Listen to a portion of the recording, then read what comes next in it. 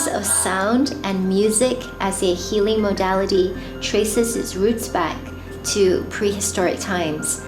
In fact, in times of war, music was a way of bonding and bringing people together and boosting the morale of military troops. We've seen the same thing with football teams. When they're singing that song which unites the team, it brings people together.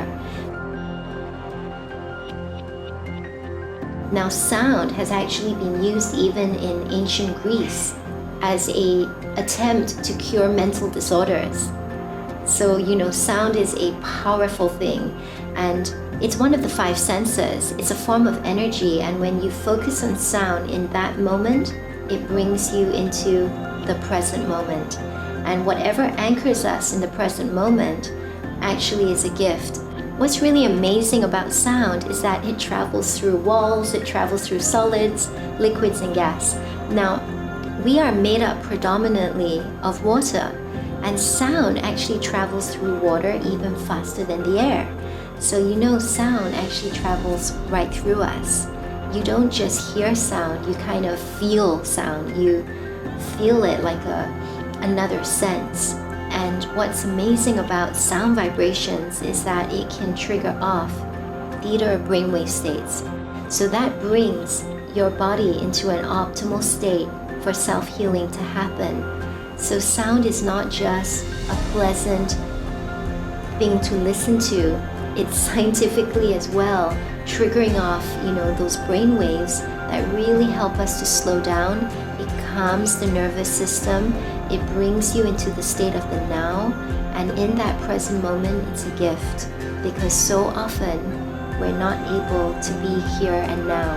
And I feel that we live in a world with a lot of pollution. And this is pollution from noise, it's pollution from, the city streets, but really it's our thoughts. Because if we're not able to master and control our thoughts, then they're controlling us. And one of the ways for us to really get present is to connect with your breath.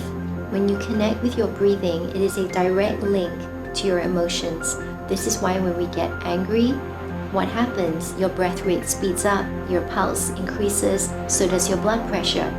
Now, when we slow down the breath, we slow down the pace of our thoughts. So breathing is so powerful. This is why we often combine meditation, breathing, yoga to move your body and stretch it out with sound healing. We are living our lives at a fast pace, and our thoughts are creating a lot of stress.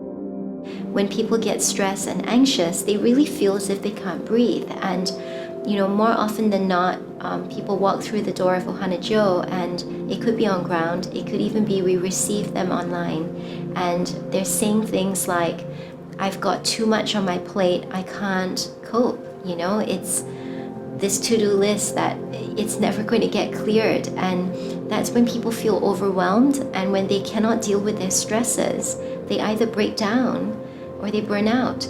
And so they need to find solutions to calm themselves.